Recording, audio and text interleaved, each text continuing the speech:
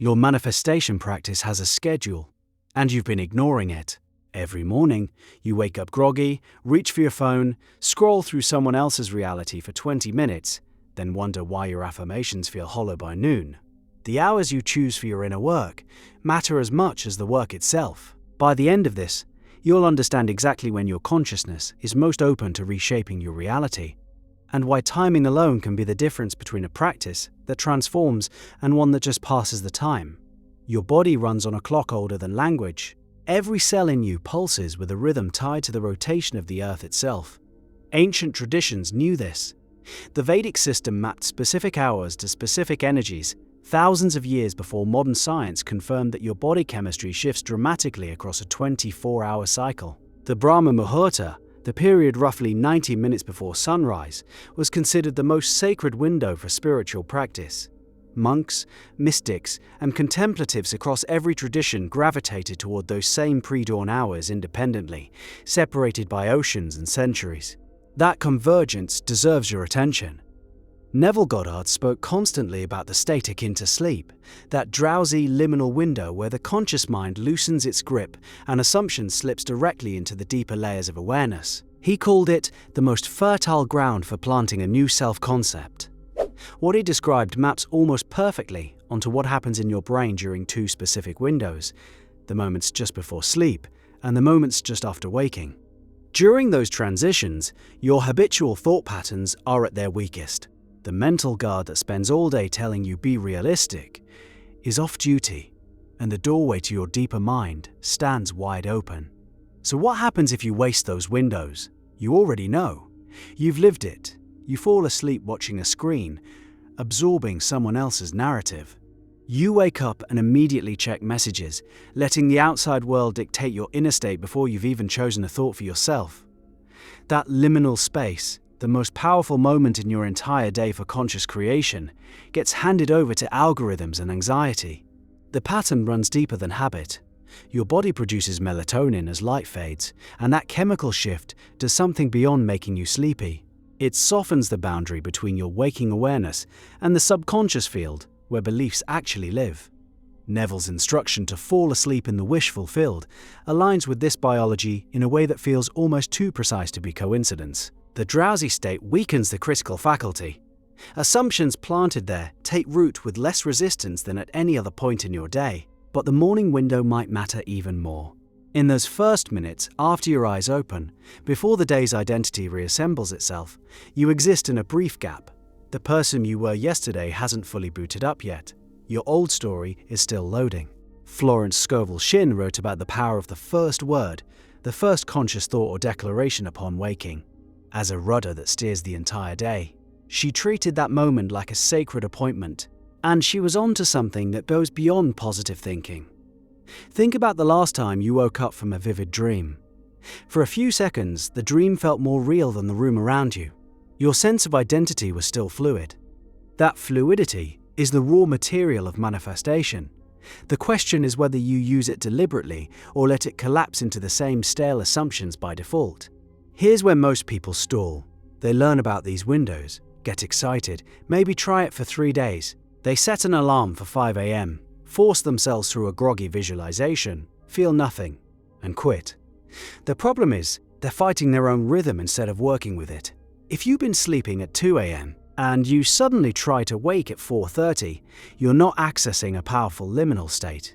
You're accessing exhaustion. And exhaustion is the opposite of receptivity.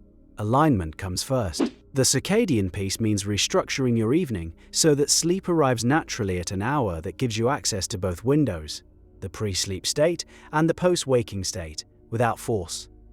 This is where the inner work gets practical and where most teachings skip the details.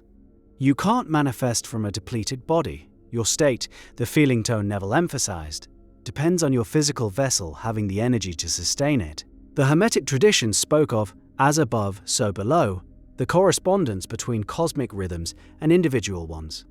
Your circadian rhythm is the most literal expression of this principle you'll encounter in daily life. When your sleep cycle aligns with the natural light cycle, something shifts in the quality of your awareness. The ancient Egyptians structured temple rituals around solar transitions, dawn and dusk because they understood those thresholds as moments when the veil between worlds thinned. You carry that same threshold in your biology every single day. Consider what it means to treat your sleep schedule as a spiritual practice rather than a lifestyle inconvenience. Most manifestation teachings focus on technique, scripting, visualization, mental diet, living in the end. All of that matters. But technique practiced in a depleted, misaligned state is like planting seeds in concrete. The soil has to be prepared. Your circadian alignment is the soil. A practical framework starts to emerge. In the evening, as light fades, you begin to quiet external input. Screens dim, stimulation decreases. You let the natural melatonin response do what it evolved to do. As drowsiness arrives, you enter your scene, the specific sensory experience that implies your wish fulfilled. You let it loop gently as you drift off, exactly as Neville instructed. You fall asleep inside the new assumption. Then morning, you wake, and this is critical, before reaching for anything external. Eyes open, you stay still. You let that fluid, half-dreaming awareness linger for a moment, and in that space, you choose. You recall the feeling of the wish fulfilled, you let it saturate those first conscious seconds. Before the old identity finishes loading, you've already cast a vote for the new one. The accumulation of these aligned sessions creates something that scattered practice across random hours never achieves: momentum. Think of it like a tide. One aligned session is a single wave. Consistent practice at biologically optimal windows is the gravitational pull of the moon itself. Each wave builds on the last, and the shoreline moves. Some will push back on this. Neville never talked about circadian rhythms. He said consciousness is the only reality. Timing shouldn't matter. And there's genuine weight to that objection. If consciousness truly is the only operant power, then the time on the clock should be irrelevant. But Neville himself gave very specific instructions about the drowsy state, a state that arrives more reliably when your body is aligned with its natural rhythm. He pointed toward a biological doorway, without naming it as such. The timing matters because the state matters, and certain times make certain states dramatically more accessible. You've probably experienced this already without framing it this way. A night where you went to bed early, naturally without forcing it. Woke before your alarm.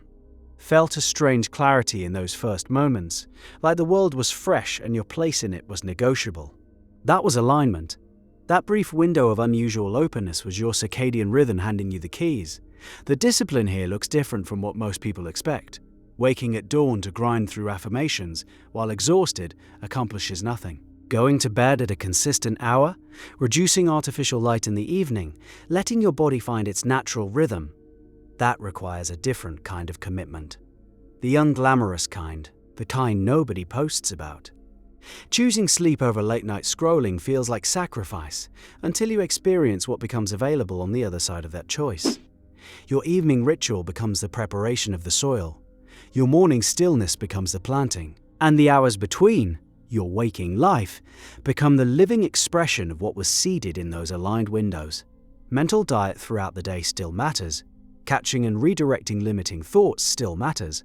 But those practices gain traction when your foundation is solid. A well-rested, rhythmically aligned body generates the kind of sustained, coherent feeling state that Neville described as the secret of creation. The mystics who rose before dawn weren't punishing themselves. They had discovered something through centuries of practice that your own body confirms every morning in that half second before the world rushes in. Consciousness is most shapeable at the edges of sleep. And sleep, when aligned with the rhythm of the earth, delivers you to those edges with precision. Tonight, try one thing. Put the phone in another room an hour before you plan to sleep. Let the darkness do its ancient work on your chemistry. As drowsiness comes, step into your scene, the one that means everything to you, and let it carry you under. Tomorrow morning, when your eyes open, stay still, stay inside, feel for the new assumption before the old one finds you. The threshold is already there. It opens twice a day, every day, synchronized to a rhythm older than civilization. The only question is whether you'll be awake enough to walk through it, and whether you'll be asleep enough to let it change you.